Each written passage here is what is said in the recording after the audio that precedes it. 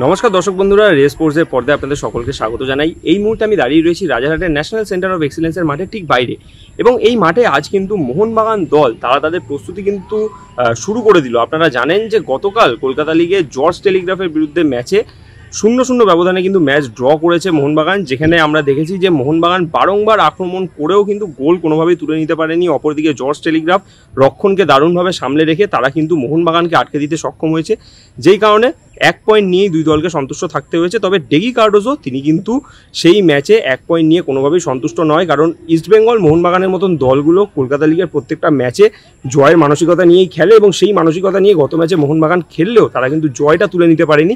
যেই কারণে আমরা আজ দেখতে পাচ্ছি যে ডেগি কার্ডোজোর তত্ত্বাবধানে কিন্তু আবারও অনুশীলন শুরু করে দিয়েছে মোহনবাগান দল। এবং আজকের অনুশীলনে যেটা সবথেকে বড় দেখবার বিষয়, আজ অনুশীলনে যোগ দিয়েছেন সিনিয়র দলের দুই ফুটবলার সুহেল আহমেদ ভাট এবং গ্লেন মার্টিন্স। আপনারা এর আগে দেখেছেন যে কিয়ান নাসিরি এবং দীপেন্দু বিশ্বাস তারা কিন্তু ইতিমধ্যেই এই কলকাতা লিগে মোহনবাগান দলের সঙ্গে যোগ দিয়েছেন এবং তারা অনুশীলনও করছেন। তবে আজ সুহেল ভাট এবং গ্লেন মার্টিন্স তারাও কিন্তু দলের সঙ্গে যোগ দিল, অর্থাৎ বোঝা যাচ্ছে যে কলকাতা লিগে কিন্তু নিজেদের দলকে আরও যতটা বেশি শক্তিশালী করা যায় সেই দিকেই কিন্তু লক্ষ্য দিচ্ছে কোচ ডেগি কার্ডোজো এবং গোটা মোহনবাগান টিম ম্যানেজমেন্ট।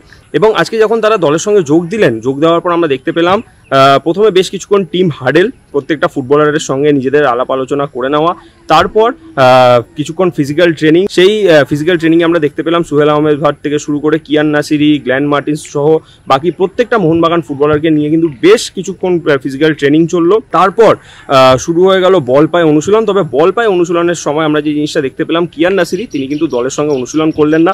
এর আগে আপনারা আমাদের প্রতিবেদনে দেখেছেন যে কিয়ান নাসিরি দলের সঙ্গে অনুশীলনে যোগ দিলেও তিনি কিন্তু মূলত ফিজিক্যাল ট্রেনারের তত্ত্বাবধানে সাইডলাইনে নিজের রিহ্যাব করছেন, এবং সেই মতোই আজও আমরা দেখতে পেলাম যখন দল প্রথমে টিম হাডেল থেকে শুরু করে ফিজিক্যাল ট্রেনিং করছিল সেই সময় তিনি দলের সঙ্গে ছিলেন, কিন্তু তারপর যখন দল পাসিংয়ের অনুশীলনে ঢুকলো সেই সময় কিয়ান বেরিয়ে এলেন এবং ফিজিক্যাল ট্রেনারের তত্ত্বাবধানে সাইডলাইনে নিজের রিহ্যাব করছিলেন।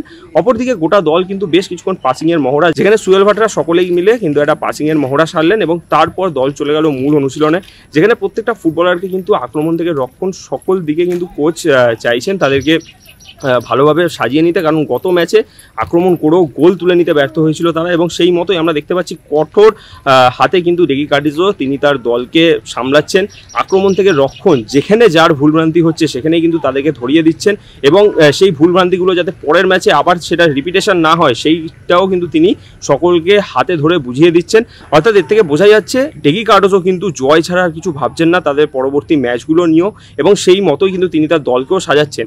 এরই পাশাপাশি আমরা এর আগে দেখেছিলাম যে দীপেন্দু বিশ্বাস তিনি এই মোহনবাগান দলের সঙ্গে অনুশীলনে যোগ দিয়েছিলেন এবং অনুশীলন করছিলেন। তবে আজ আমরা যে জিনিসটা দেখতে পেলাম, দীপেন্দু বিশ্বাস তিনি কিন্তু আজকে এই মোহনবাগানের অনুশীলনে আসেননি, এবং তাকে ছাড়াই কিন্তু আজকে গোটা মোহনবাগান দল অনুশীলন করছে। চলুন এক নজরে দেখে নেওয়া যাক আজ মোহনবাগান ফুটবলারদের অনুশীলনের টুকরো কিছু মুহূর্ত।